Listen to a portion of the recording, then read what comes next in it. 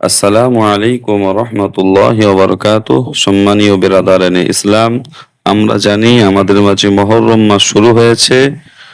12টি মাসের মধ্য থেকে মহররম মাস হলো প্রথম মাস। এই মাসে বেশ কিছু আমল রয়েছে হাদিস শরীফ থেকে বর্ণিত। তার মধ্য থেকে উল্লেখযোগ্য হলো এই মাস পড়ার সাথে সাথে একটি দোয়া পড়তে হয়, যেটা হাদিস শরীফ থেকে বর্ণিত। সাহাবী আব্দুল্লাহ বিন হিসাম রাদিয়াল্লাহু তাআলা আনহু তিনি বর্ণনা করেন, কানা আসহাবু রাসূলুল্লাহি সাল্লাল্লাহু আলাইহি ওয়াসাল্লাম ইয়াতাআল্লামুনা হাযা দুআ। রাসূল পাক সাল্লাল্লাহু আলাইহি ওয়াসাল্লামের সাহাবীগণ এই দোয়াকে এমন ভাবে শিক্ষা করতেন, কামা ইয়াতাআল্লামুনাল কুরআন, যেমন ভাবে কোরআনকে শিক্ষা করতেন, অর্থাৎ গুরুত্ব সহকারে।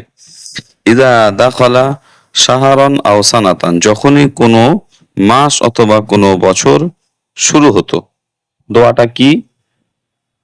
দোয়াটা আমরা সকলেই একটু জেনে নিই।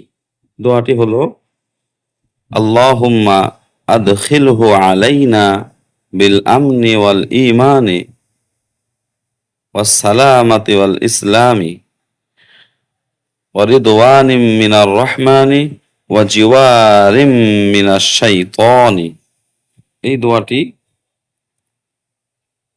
পড়া আমাদের প্রত্যেকেরই অবশ্যই কর্তব্য, কারণ এই দোয়াটি মধ্য যে অর্থ বা সারাংশটা পাওয়া যায় সেটা হলো যে, হে আল্লাহ, আপনি আমাদের মাঝে এই বছরের আগমন ঘটান শান্তি এবং নিরাপত্তার সাথে এবং ঈমান ও ইসলামের উপরে অবিচল থেকে এবং আপনার সন্তুষ্টির সঙ্গে, আর শয়তানের থেকে সুরক্ষা চেয়ে আপনার কাছে এই দোয়া আমরা পড়লাম।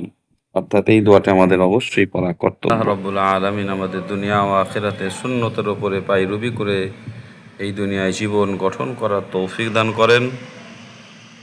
আল্লাহ রাব্বুল আলামিন আমাদের সকলকে কবুল করেন।